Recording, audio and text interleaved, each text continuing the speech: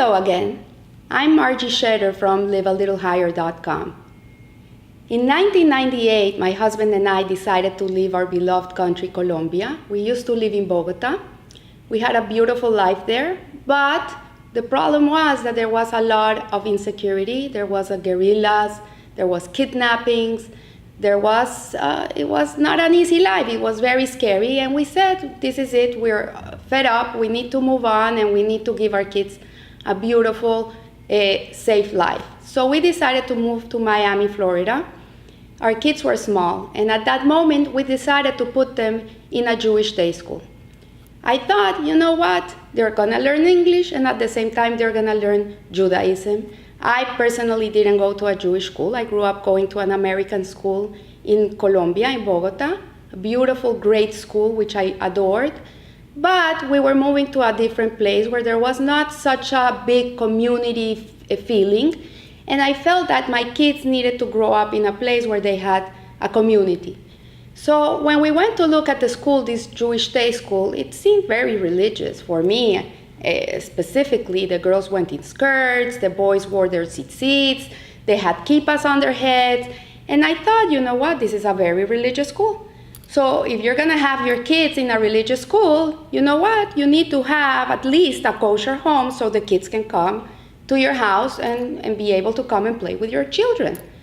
So I also felt indebted with God. I felt this sense of huge gratitude that we had been able to move to Florida from Colombia, that we were able to live there in a beautiful home, and the kids could ride their bicycles in the street. And my husband had a job in Miami. He didn't have to travel back and forth like most of the husbands had to do. And I felt very, very grateful, very, very grateful, and like indebted to God. So my first step was making my home kosher. And I made it kosher out of gratitude. This was the feeling that I had. Like, not the first time that I stopped eating shrimp because I had to change something for God. I was scared. This time it came from a place of gratitude.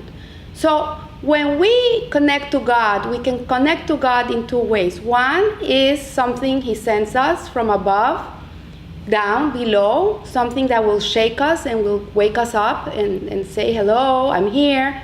Or it can come from within us. It can come from a place that is deep, deep in us, where we feel that we want to be close to God. And these ways of connecting to God are both real and both good ways. In reality, the one that comes from you is even stronger, because when it comes from Hashem, sometimes you're challenged with something and 2 days later you forget about it. The thing passes. But when it comes from inside of you, it has a much bigger effect and it's more real, because it has to come from work. And when you work on it, then you become it. So I leave you here, and I wish that you live a little higher. Thank you.